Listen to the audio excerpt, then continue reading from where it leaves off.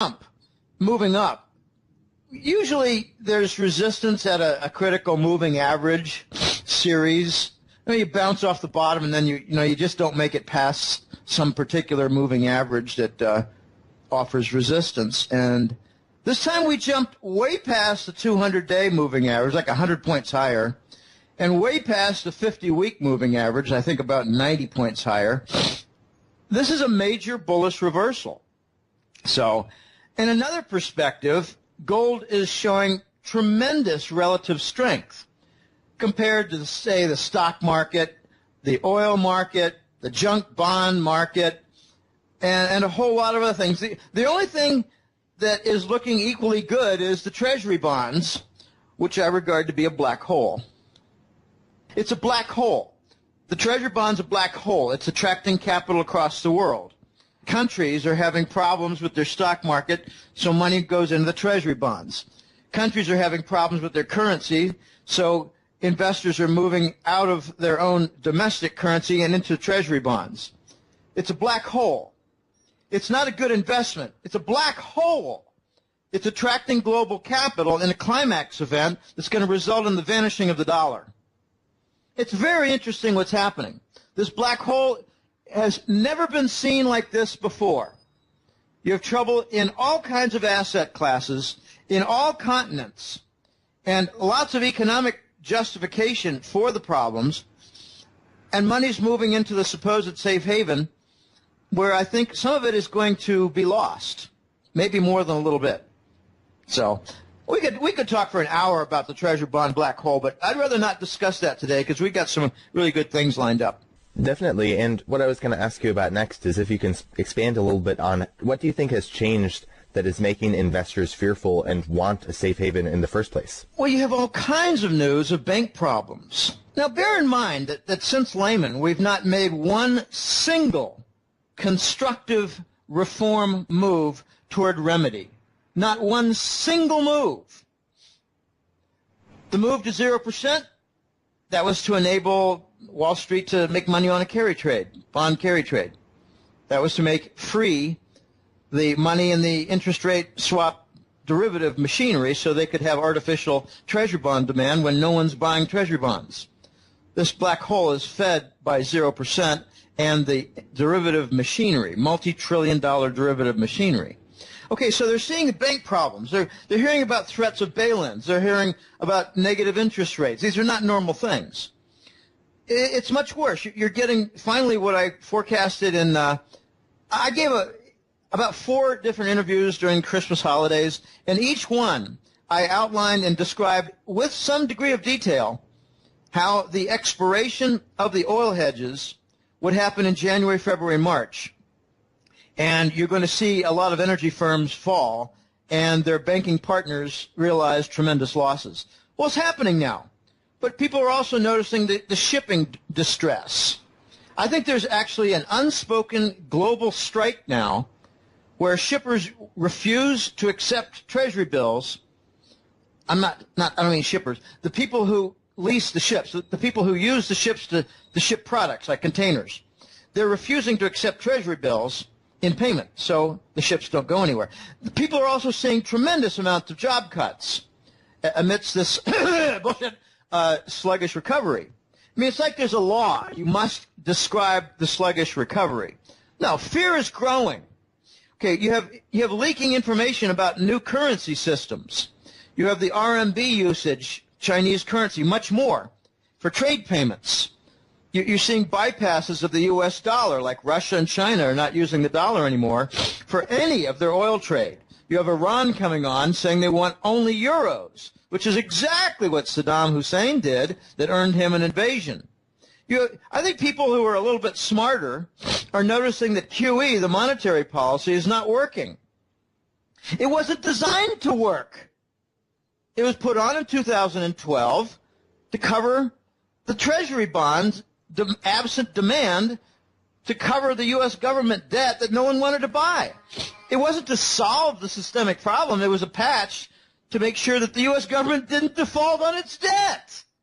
So that didn't produce anything positive. In fact, it pretty much raised the cost structure everywhere and wiped out a good deal of profitability in companies I believe that very basically described that QE as a monetary policy of printing money and covering treasury bonds destroys capital.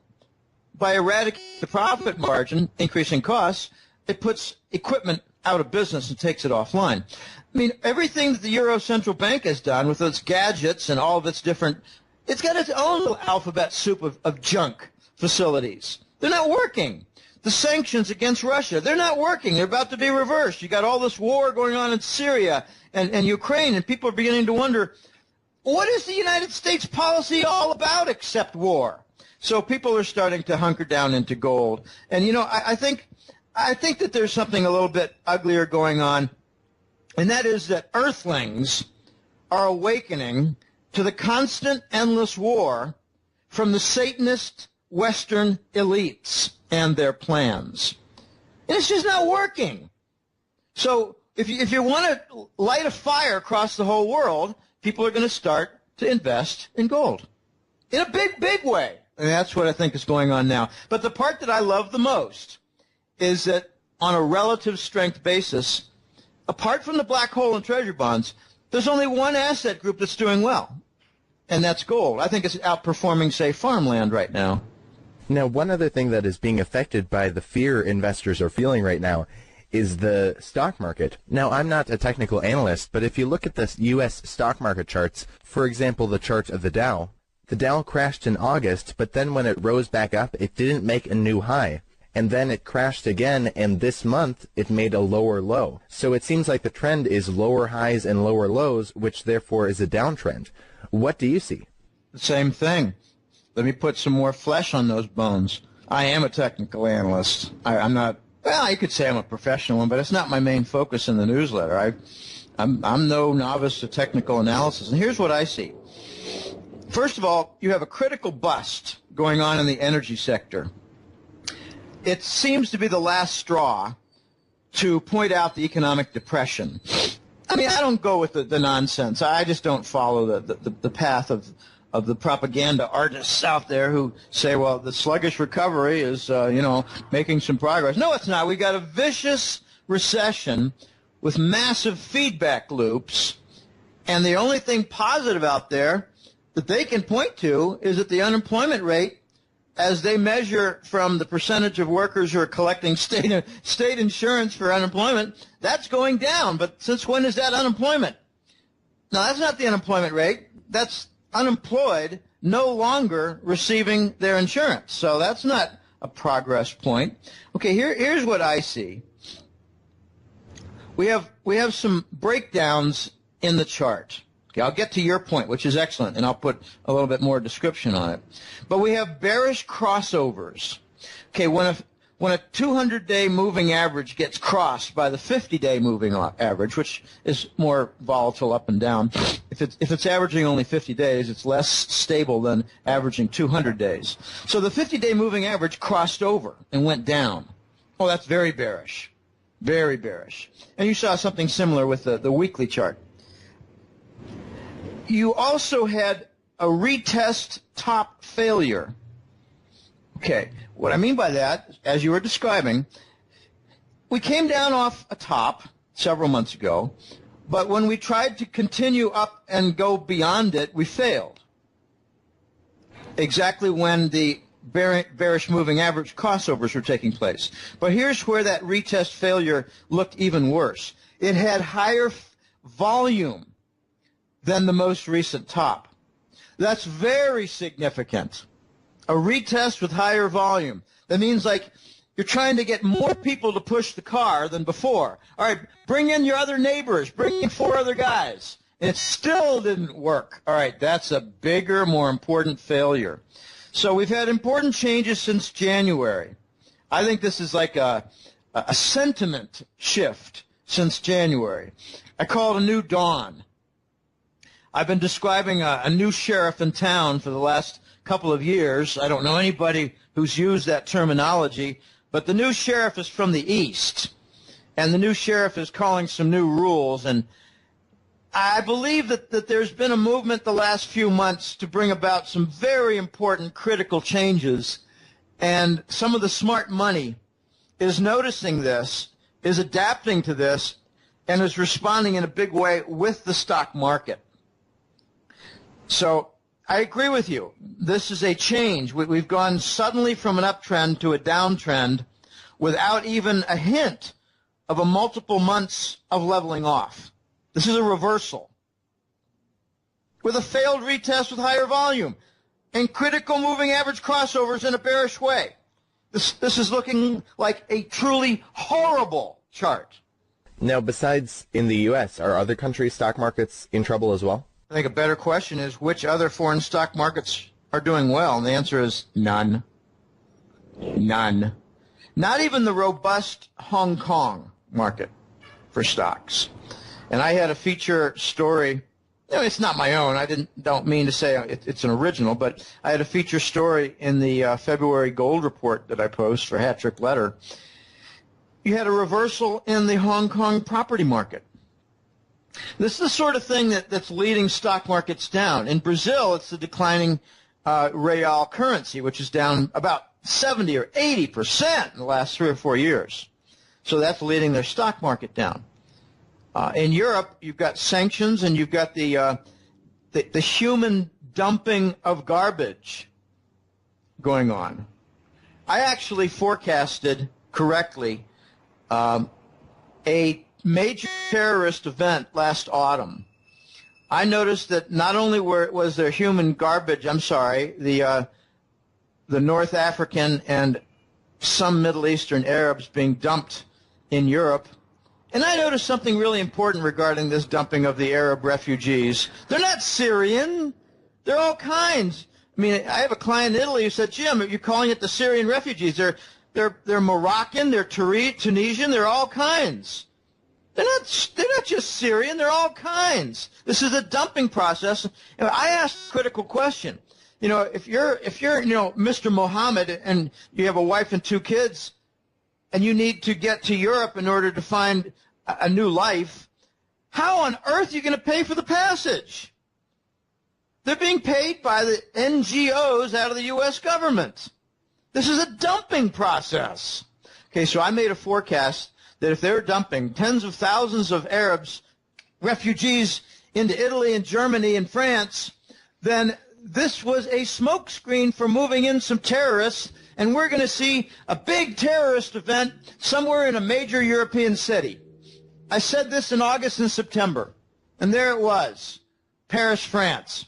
Okay, so you've got these refugee problems, an increase in assaults and rapes all across Europe, France, Germany, Sweden, people being killed in robberies. You got all kinds of problems. You got the Russian sanctions. You got demands for support of Turkey that are not being met. And how's an economy in Europe supposed to behave in response? So it's seeing distress. People are saying, well, I can point to any of 12 reasons not to invest in the European stock market. So the DAX in Germany is doing bad. The CAC in France is doing bad. The FTSE in England is doing bad. These are all doing bad. They're also suffering from basic profit struggles and currency distress. All kinds of countries. This is a universal problem right now, Eli, and it's not going away until we do the right thing. I've got kind of a funny little story. Several clients and some interview hosts have said, but Jim, haven't they really tried everything? Nothing seems to be working. I said, no, they haven't tried everything. They haven't liquidated the big banks. They haven't installed the gold standard. They haven't removed the Treasury bond black hole. They haven't done a default related to that on U.S. government debt. They haven't done everything. There's no gold standard. We're doing everything but the right thing. There's a joke in Europe that says the Americans will do all the wrong things, make all the wrong decisions before they do the right thing. So we're doing everything but liquidate the banks and install the gold standard. It'll come first in trade, then in bank reserves, and then in currencies. This is global, Eli. And that's why I think we're on the major cusp for something related positive to gold. I think there's going to be a gigantic bandwagon worldwide in favor of gold. It's going to jump on it, and we're going to see a whole lot of new currencies that are gold-backed. And the pressure will be on because they're going to achieve critical mass, which is what I've been making a point on for a couple of years.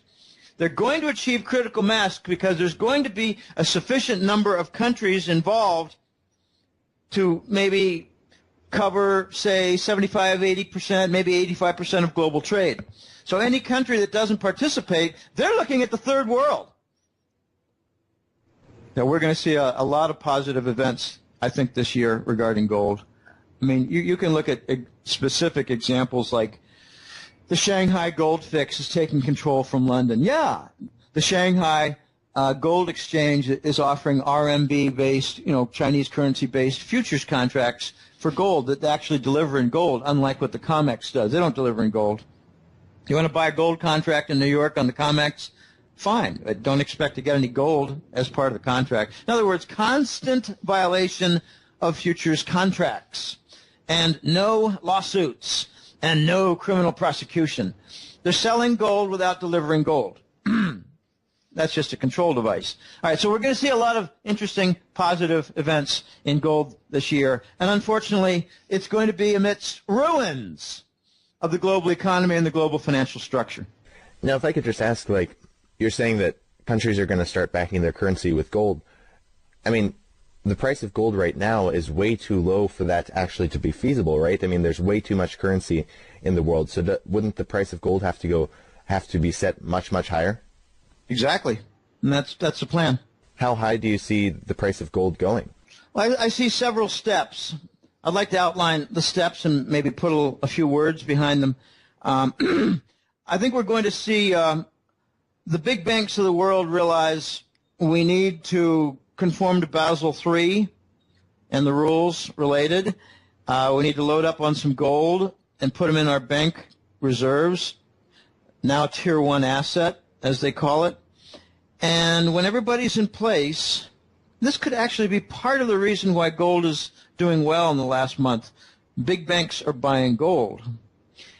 And once that's all in place, then they kind of wave to each other and say, all right, systems go, and they double the gold price. And then suddenly you're at, between 2,000 and 2,500. And these banks are not fully recapitalized, but they've got a lot better condition than they had before.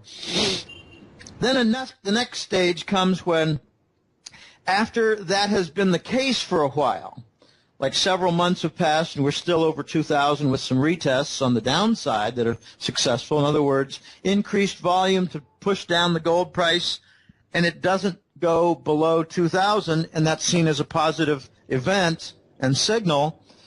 Then you're going to see the mining companies decide, all right, let's start working toward opening up these mines that we've put in mothballs.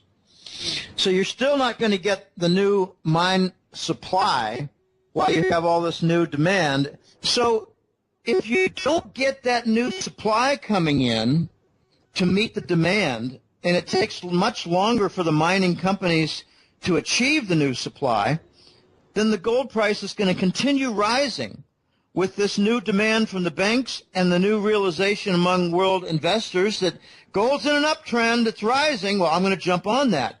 But it might take $1 billion to open up and bring back online a shut-down gold mine.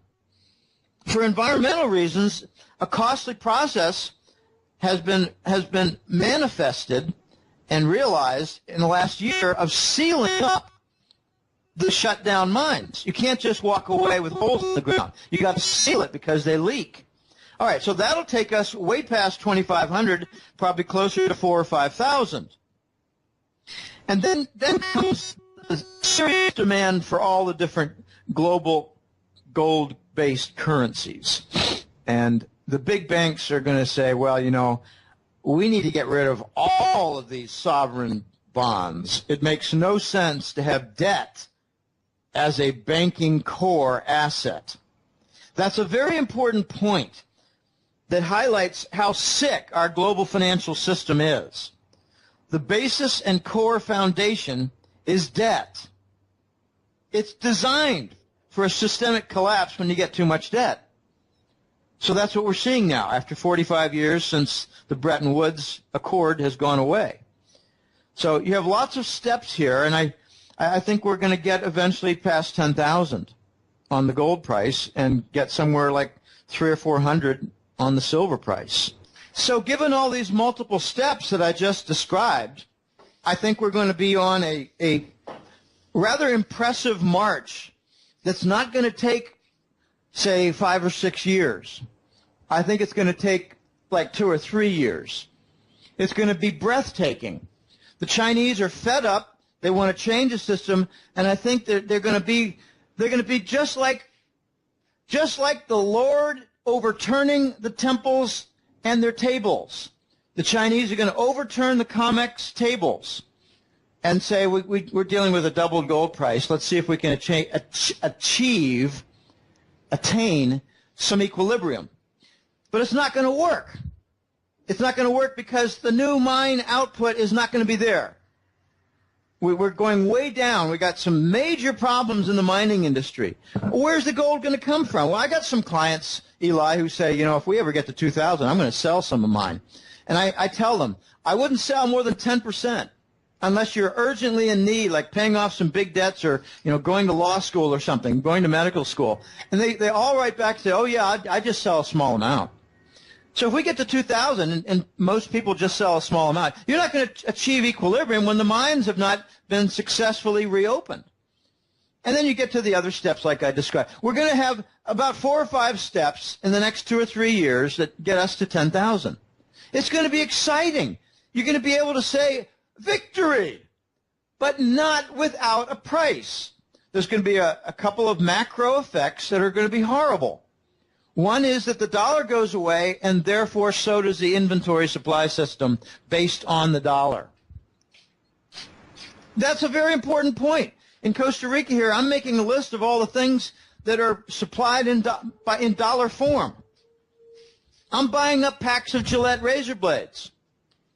They're only available in imports. I think there's going to be empty shelves for razor blades. I'm buying up some, heavy, bathroom detergent, bathroom cleansers, stuff like that. I mean, as far as buying fruits and vegetables and coffee and milk and butter, stuff like that, no problem. The domestic currencies can handle that. It's the imports for the supply chain. I'm worried about gasoline and diesel for Costa Rica. We don't produce anything here. Nothing for energy products. Zero. It's imported. Some of it imported from Nicaragua, paid in dollars. It's going to be disrupted. So the victory we get in gold is going to come with a price with the supply chain. In other words, chaos. I mean, what happens when trucks just can't get diesel? What happens? The supermarkets and the hardware stores and Home Depot, a third of their shelves are empty. I don't think there's going to be any gasoline shortage in the United States. I think there's going to be gasoline shortage elsewhere, other countries, that rely on the dollar to supply it. The dollar's going away. I mean, I have just laughable conversations with Americans here. I say, are you aware that the dollar is used in international trade? No, I thought it was just for the United States. I mean, the dumbass responses are everywhere. Are you aware that crude oil is paid for in the dollar by Asian countries? No, I didn't know that. That's kind of neat. The ignorance is everywhere.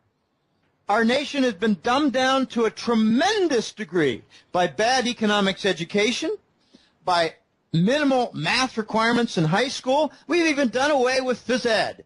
There's no phys ed in the United States anymore because fat boys can't play dodgeball. Anyway, I get carried away. The next topic I'd like to discuss is a little bit about Deutsche Bank. Deutsche Bank recently in 2015, it lost 6.8 billion euros, which is the equivalent of about $7.5 billion. You said that Deutsche Bank could be the catalyst that takes down the whole banking system. Did you want to discuss a little bit about this? Yeah, let's talk first in a preliminary point, about something that Deutsche Bank did way back in 1998. I remember this because I was at Digital Equipment Corp., a computer company. It was IBM number 1, Digital number 2, Hewlett-Packard number 3. But Digital had a death event. But in the early 90s, I used to attend focus groups I mean, some of my colleagues were involved in the non-quantitative, meaning that they weren't statisticians, but they were doing important work. They were doing focus groups and things like that. And they would say, hey, Jim and Bob and Johnny, if you want to come, we're over at the hotel up in Littleton, and come on. It starts at 9 o'clock and goes to 11. We got Bankers Trust there. Okay, Bankers Trust. That was a big client. In 1998, the Fed organized an acquisition by Deutsche Bank of Bankers Trust.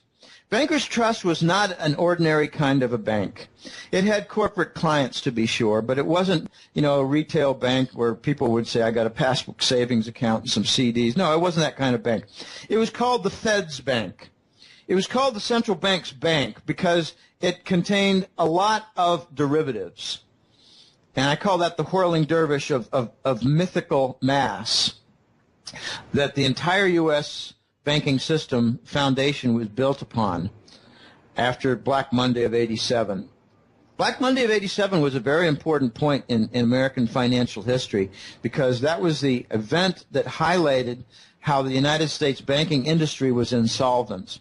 So they decided that they would do kind of a circle jerk or a musical chairs event where everybody would start bidding up on these multi-trillion-dollar derivatives, and they would serve as a foundation for the banking system. It was a brilliant idea, Sir Alan Greenspan, and it bought 10 or 15 years, but now the system's broken. All right, Deutsche Bank bought, in an acquisition, Bankers Trust, which meant Wall Street could engage in all their derivative trading without regulatory oversight. It was offshored, outsourced to Germany. Okay? That's all breaking. And it's breaking principally, I think, with the interest rate swap derivative and all the movements in Treasury bonds. It's breaking from the petrodollar derivatives that link currencies to the crude oil. It's breaking from junk bonds. It's breaking from the energy sector. Everything's breaking in Deutsche Bank. They're actually involved in every single type of banking operation and function, and every single one of them is breaking. I mean, when you get people saying, I don't know what's going on, I don't see any big problems, it means they don't understand that in 7 different areas of banking, everything is breaking. In other words, they don't have any idea about what's going on. They don't have the ability to perceive one single thing. Deutsche Bank is involved in every single type of banking business, and all of them are in total wreckage. The Voice told me back in 2011 and 12 that Deutsche Bank is going to fail. It'll take a couple of years because they'll do Herculean efforts to prevent its failure. And if they really did the right thing and could do the right thing, they would break up Deutsche Bank into about 7 businesses. But then a few months later he said, never going to happen. Because the biggest piece in there is their derivative business. And if you put that to proper mark-to-market, it's probably worth a few negative $1 trillion. So they'll never break it up because they'll never want to bring to light their derivative losses. And if you did bring to light the derivative losses, you would see how the derivatives hold everything together that's broken. So, what are their businesses? They got commercial lending. Deutsche Bank has sovereign debt with the pigs, like Spanish government debt, Portuguese government debt, Italian government debt. They're big stockholders in the broken banks from those 3 countries and Greece. Deutsche Bank's involved in LIBOR, with lawsuits involved in there. They're involved in the derivatives, as I described. They're involved in energy loans. They're involved in junk bonds. And they're even involved in the Russian mafia investments that were responsible for at least 1 or 2 of the J.P. Morgan flying lessons out of the 50th story without a parachute. So I like to describe this, Eli, as what Lehman was to the mortgage finance sector, Deutsche Bank is to the entire banking sector. So if you had the Lehman death, however that happened, the Lehman death, if that was a crisis to the mortgage and housing sector that contaminated nearby banking sectors, the Deutsche Bank failure is going to be a contaminant event for the entire banking sector. I think Deutsche Bank has the capability of bringing down the entire banking sector for the West and lighting the fuse that brings down the following banks that are all teetering. Royal Bank of Scotland, RBS out of England, Societe Generale, a bank in France, Barclays, big bank in London, but also Santander in Spain and Banca Intesa in Italy. All these banks, 1, 2, 3, 4, 5 of them, they are perhaps the most vulnerable. But Germany has other banks that are deeply in insolvency trouble, like Commerzbank. So what you have to look for with Deutsche Bank, and you've got some signals. In December, for the first time, I posted their credit default swap price chart. It's in Boursorama, and I featured it in January and compared with their December level. It was like they were around 90 in December, which means 0.90% for payment. It's like a percentage cost to insure your bond. The Deutsche Bank Deutsche Bank corporate bond had in December a cost of 0.9%. Then it went to 120 basis points in January and zipped up to 270 basis points, 2.7% by mid-February. I don't know where it is exactly right now, but at the same time you had just a nosedive in their stock. I think it was down something like 70% in the last several months. So you combine their bond default insurance collapse with the stock collapse, and you've got the identical signals that were there for Lehman that enabled me to say 4 months in advance that Lehman was going to fail. These are not impossible things. I mean, I love when CNBC says, well, nobody saw this coming. Well, yeah, a lot of people saw it coming, not your guests, because you don't have them on.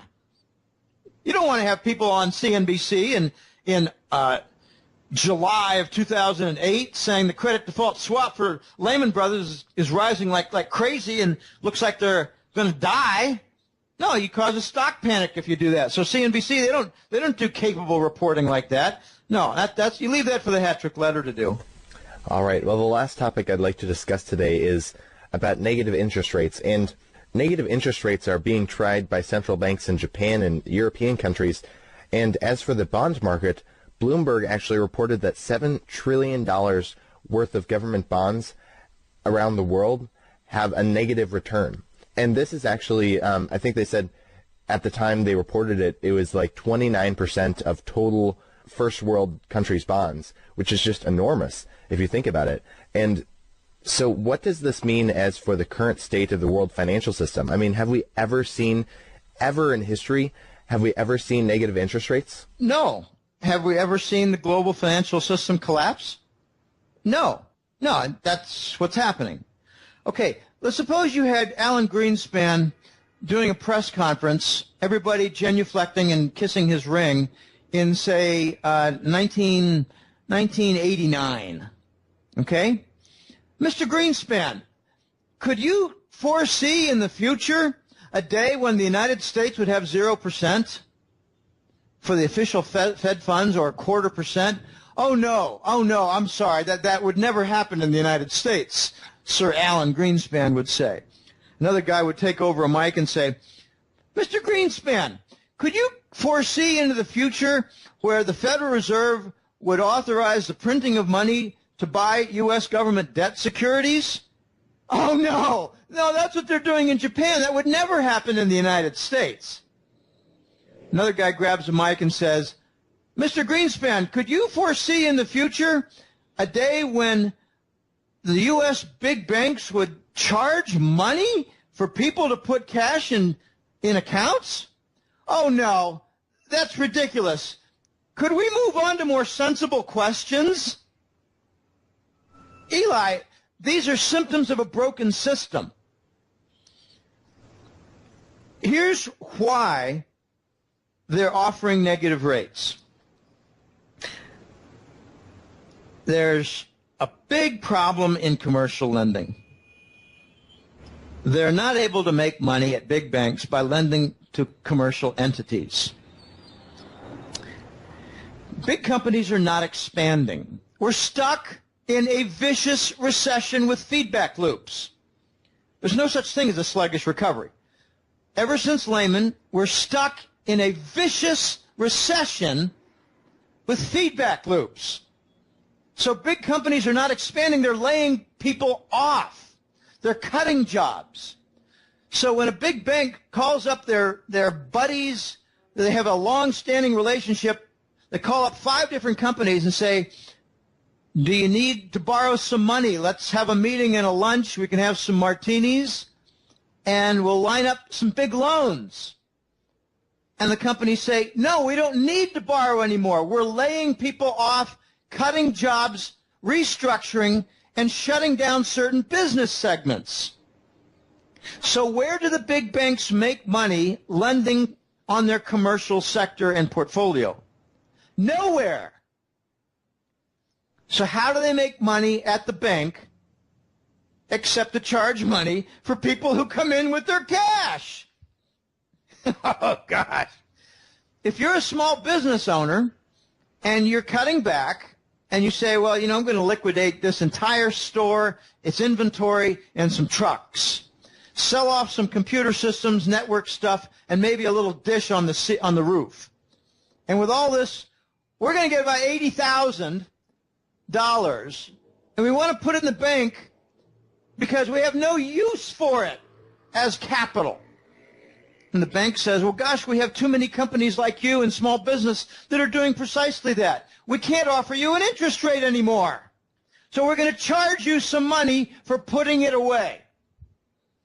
Oh, my gosh. In my opinion, this is so backwards. I wrote a series of 3 articles, or maybe 4 articles, in 2003 before the newsletter. I called it Ask Backward Economics 1, Ask Backwards Economics 2. I pointed out things like a very low interest rate slows down the economy. Well, what does a negative interest rate do? Does it maybe bring about an even more rapid capital destruction? So I have a nasty description of negative interest rates. It's the last gasp of the banking system. It's the banking system attempting to breathe through its asshole. It's calling its rectum its new lungs for the capitalist system, and it's calling its excrement industrial output. In other words, the banks are shitting all over the economy. How do you think that's going to work out? Do you think that's really going to fix the banking system? No, it's a last gasp. And there's another angle to this.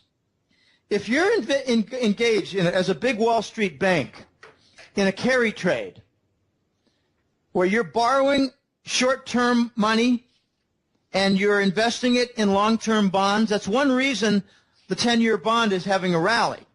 These banks are borrowing cheap money and investing it in the 10-year bond. They're making money. So could it be that as the interest rate falls, as the bond yield falls on the 10-year Treasury by, say, 0.25%, could it be that the banks say, well, we're going to continue to make that profit by charging 0.25% on the bank accounts? So is the negative rate going to be exactly what the 10-year bond yield has dropped? Don't know. But it does sound interesting. Now, this is the last gasp. Eli, a year from now, you're not going to be looking at some of these banks in their same condition. You're going to be looking at them in a liquidated position. You're going to be looking at them in a collapsed position. The saddest thing about the Western banking system right now is that they're all lashed together, these big banks, following Lehman. They decided, well, let's protect each other by tying each other together with big contracts and share the responsibility. It used to be that Morgan Stanley had most of the oil derivatives, and now they all have the oil derivatives. So they're all going to go down at the same time. And that's why I think we're going to see a major gold volcano event in the next several months, because the banking system is imploding. They're all going to go down together. If Deutsche Bank goes down, you're going to see all the other banks go down with it, like RBS, Societe Generale, Barclays, Santander, Bank Intesa. If one Italian big bank goes down, you're going to see 5 others go down. If one big French bank goes down, you're going to see 5 others go down.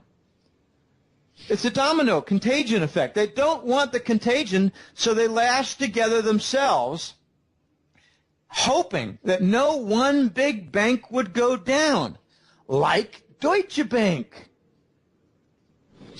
We're way past the situation where they can kill off one bank like they did Lehman Brothers and feed off its bones. We're way past that. The next big bank that goes down will be a systemic failure event. This is the end. This is the end game, Eli. Well, Jim, Willie, thank you so much for joining us today. I guess before we let you go, did you want to share with the viewers where they can find you and any last thoughts you had?